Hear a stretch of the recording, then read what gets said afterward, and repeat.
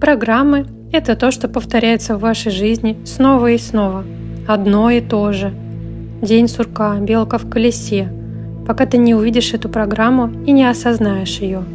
Она будет как заезженная пластинка в твоем поле.